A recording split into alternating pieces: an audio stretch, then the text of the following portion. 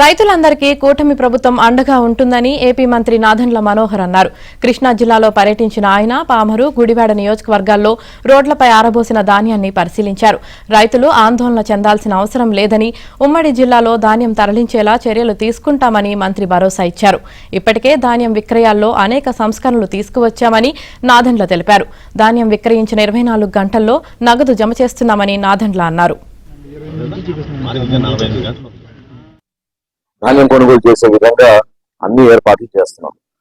ఎక్కడ ఏ సమస్య వచ్చినా కూడా ప్రభుత్వం నుంచి మేము అందరం కూడా సిద్ధంగా ఉన్నాం. సమస్య పరిష్కారం కోసం, రైతుకి అండగా నిలబడడానికి కోసం ఊహించని విధంగా మేము నిలబడుతున్నాం. ఉదాహరణకి రైస్ మిల్లర్లు బ్యాంక్ గ్యారంటీలు కూడా కట్టలేని పరిస్థితి. ఎందుకంటే గతంలో 1650 కోట్లు బకాయిలు వదిలేసి వెళ్ళారు రైస్ మిల్లర్లు. ఆ పరిస్థితిని అధిగమించి ఒక 200 కోట్లు మొన్న ఇచ్చాం. ఈ రోజు మళ్ళీ 120 కోట్లు వాళ్ళకి చెల్లించాల్సిన బకాయిలు రైస్ మిల్లర్కి ఇచ్చాం. ఈ రోజు కొత్త ఆలోచనతోటి 1:2 చొప్పున వాళ్ళకి బ్యాంక్ గ్యారంటీలతో వాళ్ళకి ఇబ్బంది కలగకుండా ఉండడానికి కోసం రైస్ మిల్లర్స్ కూడా వెసులుబాటు కల్పించాం.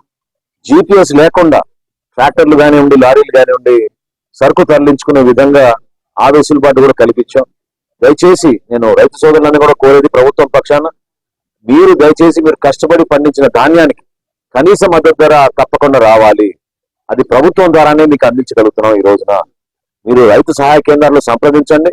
మీరు నమోదు చేసుకుంటే స్థానికంగా ఉన్న అధికార యంత్రాంగం మీకు అందుబాటులో ఉండి అక్కడే మీకు కళాల దగ్గర గోనె సంచులు, అదేవిధంగా హమాలీలు, ట్రాక్టర్లు, లారీలు అన్ని ఏర్పాటు చేసి రేపు సాయంత్రం లోపు సరుకు ప్రత్యేకంగా మన జిల్లాలో ఎక్కడ కూడా ఇబ్బంది లేకుండా మేము తరలించడానికి సిద్ధం.